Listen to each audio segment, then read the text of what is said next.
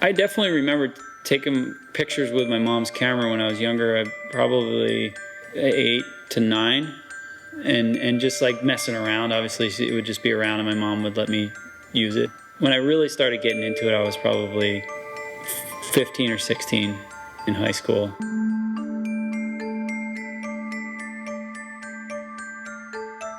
The principles of photography haven't changed over the years. It's always been about the light, about the subject, and about the end goal. The cameras have changed and the tool, digital, film, or whatever, but the end goal is still the same. And for me, that's to inspire people and really just to make people happy.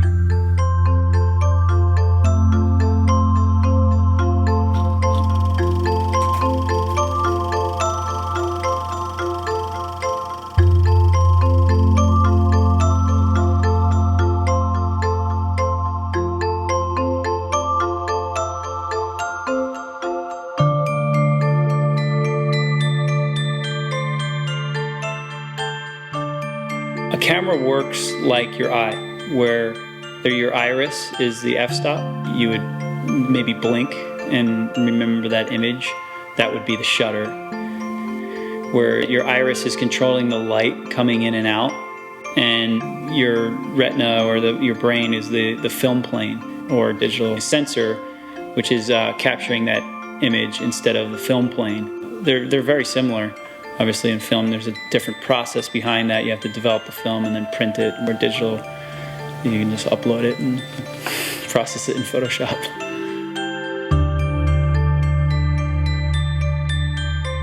The photographers that I look up to, they all are documenting what's going on right there, and that's what I do in my work too, I think. I don't want to put too much of my persona in. I'm just trying to capture what's going on right there and then. So over the course of my career, I've shot most of the action sports and some music videos, some commercials, motion pictures. I've been on like B camera units and stuff for. And then on the photography side, I've shot action sports as well, and record covers and portraits for magazines. It's kind of a broad range, and it's funny because in the photography business and the cinematography business, when a client comes to you, they're kind of looking for a certain brand of you. And that kind of hurts sometimes because people like to see you specialized in one thing. And to be honest, I want to be the best photographer or cinematographer I can be. I don't care what you put in front of me. I want to make it look good.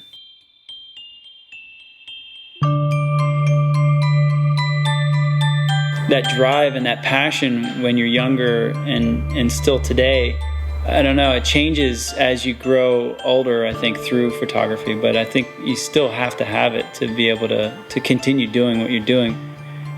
If you're not passionate about what you're doing, you shouldn't be into it. You shouldn't be doing it. What really gets me pumped these days to go out on the road and work is to be involved in projects that I really get behind, whether it's environmentally or I haven't been to this place yet and I really want to see it and see it with my own eyes and bring back images that are really going to be able to inspire people, hopefully, to save that place or to be able to go and visit that place so that they can experience it for themselves and make this world a smaller and better place, really, so that everyone's a little bit more connected.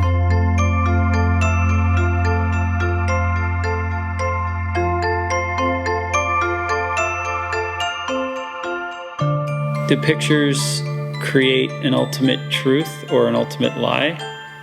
I think that it's all in the hands of the creator of the photograph, really. I like to keep it truthful.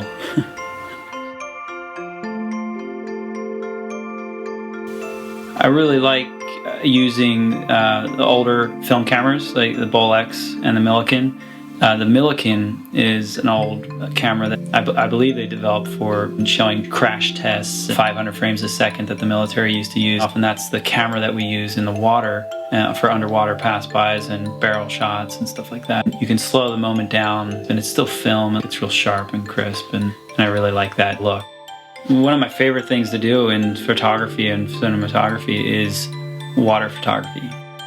I grew up swimming competitively, and then I played water polo in college, and I was a lifeguard for 7 years, and just Being in the water is one of my favorite things to be in. You know, I feel very comfortable in it. When you're working with some of the best professional surfers in the world, you can't help to kind of stop and think and go, man, this is a moment. When it all comes together, it's one of the hardest things, I think, personally, to do in photography, because you're immersed in the elements. You have to be an athlete yourself. You have to be in tune with what that athlete in front of you is doing and anticipate their moments and their movements. When you do slow it down, you watch it later, you're like, wow, this is really a moment in history.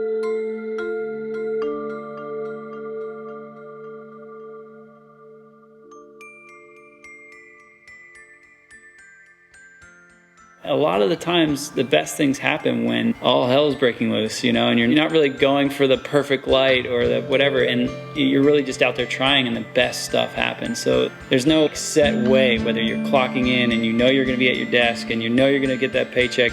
You have to make that happen. You know, you have to go out there and get what you need by making it happen. My end goal is to make people happy. I mean, obviously I want to make a living at this, but I want to inspire people, but I also want to make people happy. My name is Scott Soens. I am a photographer and filmmaker, and I love my job because my office is the world.